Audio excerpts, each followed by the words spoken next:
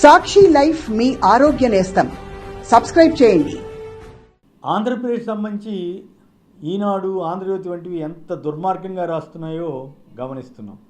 అదే ఈనాడు, ఆంధ్రజ్యోతి అంటే Telugu Desam media, yellow మీడియాగా పేరొందినటువంటి తెలుగుదేశం మీడియా తెలంగాణకు వచ్చేసరికి పూర్తి భిన్నంగా వ్యవహరిస్తున్నాయి.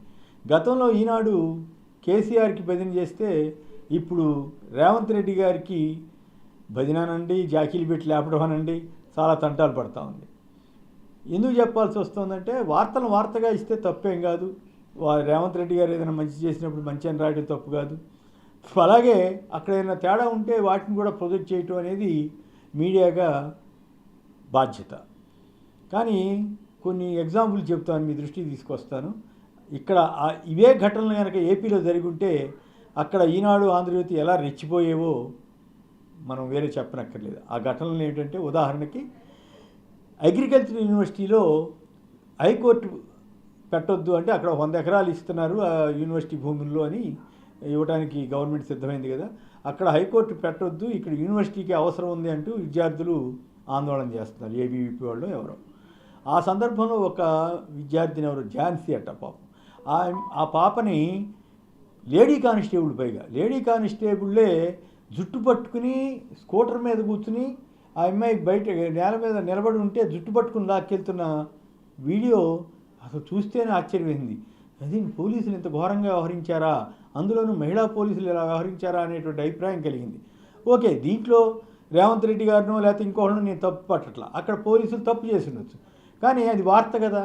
ఆ వార్తని ఈనాడు, ఆంధ్రజ్యోతి మొదటి పేజీలో వేయలే, ఫోటో కూడా వేయలే. లోపల ఎక్కడో ఈనాడు అయితే లోపల ఎక్కడో కొద్దిగా పెద్ద ఫోటో, ఆంధ్రజ్యోతి అయితే మరీ చిన్న ఫోటో వేసి కప్పిపుచ్చే ప్రయత్నం చేశారు.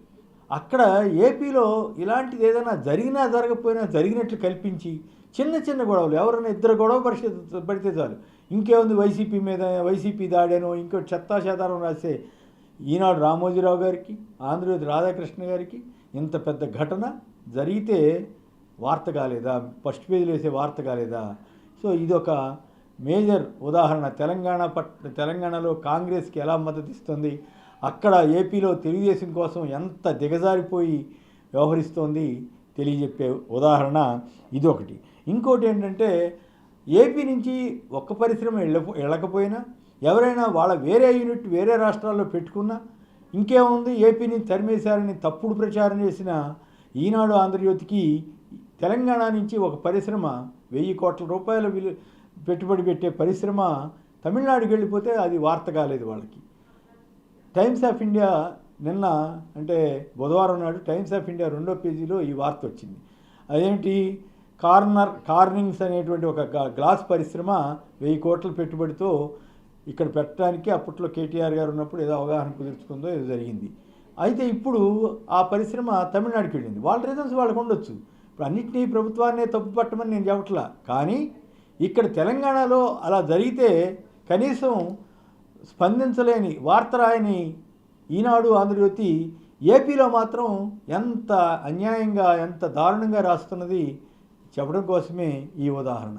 ఇంకొక చిన్న ఎగ్జాంపుల్, ఇక్కడ మంత్రి కోమటిరెడ్డి వెంకటరెడ్డి గారు ఒక వ్యాఖ్య చేశారు. రైతు బంధు స్కీమ్కి రాలేదని అంటున్నారంటే, రాలేదన్నాడని చెప్పుతో కొట్టాలని అన్నారు. నిజానికి 2 ఎకరాల లోపు వాళ్ళ వరకు వేసిన మాట నిజం, ఆ పైన రాలేదు. సో రాలేదు అంటేనే ఆ మాట అన్నట్టుగా మనం వీడియోలు ఇవన్నీ కూడా వచ్చేసినాయి. దీన్ని కూడా వాళ్ళు కవర్ చేయకుండా జాగ్రత్తగా మాయ చేసే ప్రయత్నం చేశారండి ఈనాడు, ఆంధ్రజ్యోతి వాళ్ళు. అదే అక్కడ ఏపీలో వైసీపీ వాళ్ళు కానీ ఎవరైనా మంత్రులు కానీ ఎమ్మెల్యేలు కానీ చేస్తుంటే ఎంత బీభత్సంగా రాసిండేవాళ్ళు. సో ఈ రకంగా అప్పట్లో కేసీఆర్కి భజన చేశారు, ఇప్పుడు రేవంత్కి అదే ప్రకారం భజన చేస్తున్నారు. కానీ అక్కడికి వెళ్ళేసరికి చంద్రబాబు గారికి జాకీలు పెట్టడం కోసం ఉన్నవి లేనివి అబద్ధాలని జగన్ గారికి వ్యతిరేకంగా రాస్తున్నారు అని చెప్పడం కోసమే ఈ ఉదాహరణలు చెప్పడం జరిగింది.